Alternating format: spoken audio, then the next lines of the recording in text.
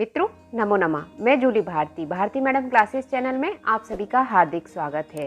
मित्रों आज हम आपके लिए लेकर आए हैं महाकवि कालिदास द्वारा रचित खंड काव्य मेघदूत के उत्तर मेघ की कथा। मित्रों यदि आपने मेघदूत के पूर्व मेघ की कथा नहीं सुनी है तो ऊपर दिए गए आई बटन पर क्लिक करके मेघदूत के पूर्व मेघ की कथा अवश्य सुने। मित्रों पूर्व मेघ की कथा में हमने सुना कि विरही यक्ष मेघ को अपना दूत बनाता है और अपनी प्रिया यक्षिणी के पास अलका नगरी जाने का मेघ को मार्ग बताता है। तो आइए मित्रों मेघदूत के उत्तर मेघ की कथा प्रारंभ करते हैं।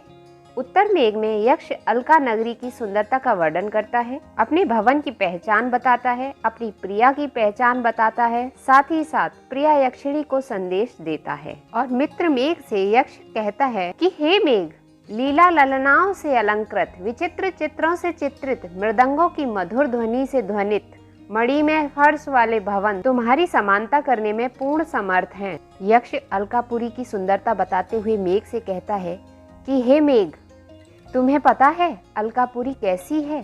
अलकापुरी में रमणियों के हाथ में क्रीड़ा के लिए कमल हैं, बालों में ताजे कुंद के पुष्प हैं, मुख पर क्रोध पुष्प की पाउडर से गोरे रंग की कांति है, जूड़ों में करवक पुष्प हैं एवं बांग में तुम्हारे आने से खिलने वाले कदम्ब पुष्प हैं। अर्थात अलकापुरी में सदैव 6 ऋतुएं बनी रहती हैं, क्योंकि अलकापुरी भोग विलास की भूमि है। अतः सभी ऋतुओं के पुष्प इसमें विद्यमान हैं। जैसे शरद ऋतु का फूल कमल है, हेमंत ऋतु का फूल कुंद है, शिशिर ऋतु का फूल लोद्र है, बसंत ऋतु में कुर्बक होता है और ग्रीष्म ऋतु में शिरीष का पुष्प होता है। ऐसे ही वर्षा ऋतु में कदम्ब के फूल खिलते हैं। ऐसी सुंदर है अलका नगरी। और सुनो मित्र मेघ, हे मेघ, अलकापुरी यक्षराज कुबेर की नगरी है। अलका नगरी में पेड़ सदैव फूलों से लदे रहते हैं और सदैव उन पर भ्रमर गुंजर करते रहते हैं।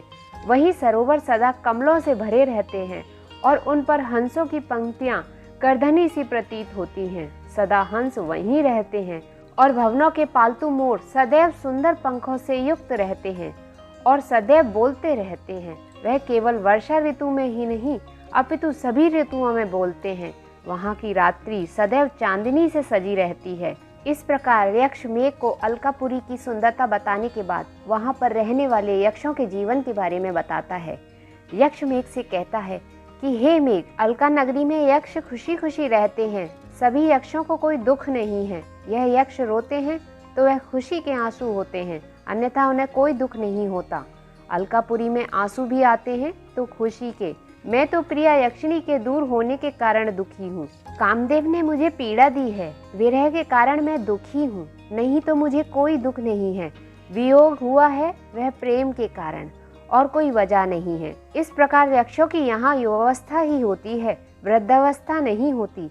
हे मेघ, अलकापुरी में यक्ष अपनी सुंदर पत्नियों के साथ फूलों से सजे भवनों की छतों पर जाकर तुम्हारी मधुर ध्वनि सुनते हैं और प्रेम रूपी मदिरा का पान करते हैं। इसके बाद यक्ष मेघ को अपने भवनों का पता बताता है और कहता है, हे मेघ, अलकापुरी में कुबेर के भवन की उत्तर दिशा में पड़ोस में ही मेरा भवन है। वह इंद्रधनुष के समान सुंदर एवं रंग बिरंगे फाटक से बना हुआ है। तुम उसे तुरंत ही पहचान लोगे। उसके पास में ही एक छोटा सा मंदार का वृक्ष भी है, जिसे मेरी प्रिया यक्षिणी ने बड़े प्यार से पुत्र के समान पाला है और वह सदा फूलों से लदा रहता है। ये पहली पहचान है मेरे भवन की। अब मैं तुम्हें दूसरी पहचान बताता हूँ अपने भवन की। हमारे भवन में एक बावली है जिसमें सुनहरे कमल खिले रहते हैं तथा इनका जल वर्षा के समय में भी गंदा नहीं होता।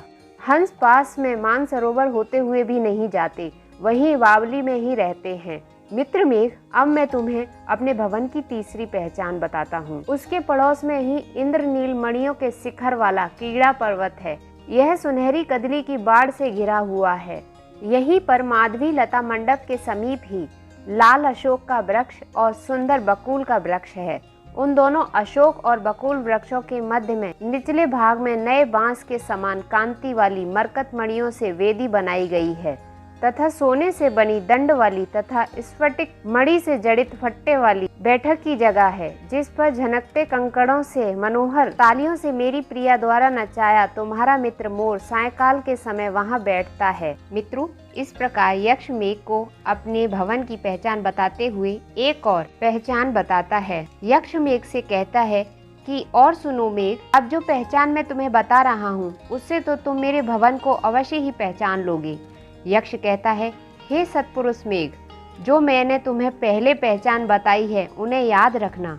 मेरे भवन के दरवाजे के दोनों ओर शंख और पद्म नामक निधियों के चित्र बने हुए हैं, जो कि यक्षिणी ने बनाए हैं। इसे देखकर तुम मेरे घर को जरूर पहचान लोगे, क्योंकि इस समय मेरे दुख के कारण उस घर की सुंदरता खत्म हो गई है। जिस प्रकार सूर्य के अस्त होने पर कमल की शोभा चली जाती है, ठीक उसी प्रकार मेरे जाने से भी मेरे घर की शोभा खत्म हो गई है। हे मेघ, तुम जल्दी से घर में जाने के लिए तुम हाथी के बच्चे के समान छोटे होकर उस पूर्वोक्त सुंदर शिखरों वाले कीड़ा पर्वत पर बैठकर धीरे धीरे प्रकाश फैलाने वाली जुगनुओं की चमक के समान बिजली की चमक रूपी नेत्रों से मेरे घर के अंदर झांकना। मित्रों, यदि वीडियो आपको पसंद आई है तो वीडियो को लाइक करें, शेयर करें, कमेंट करें। साथ ही साथ इसी प्रकार की कथा सुनने के लिए भारती मैडम क्लासेस चैनल को सब्सक्राइब करना ना भूलें और बेल आइकन बटन दबाकर ऑल पर क्लिक करें, जिससे कि हमारे नए वीडियोस के नोटिफिकेशंस आप तक पहुंच सकें। मित्रों, मेघदूत उत्तर मेघ की आगे की कथा सुनने के लिए उत्तर मेघ पार्ट 2 की वीडियो अवश्य देखें और चैनल को सब्सक्राइब जरूर कर लें। सभी कथाएं सुनने के लिए नीचे दिए गए डिस्क्रिप्शन बॉक्स के लिंक पर क्लिक करें। मित्रों, कथा सुनने के लिए बहुत बहुत धन्यवाद। फिर मिलते हैं मेघदूत उत्तर मेघ की आगे की कथा के साथ।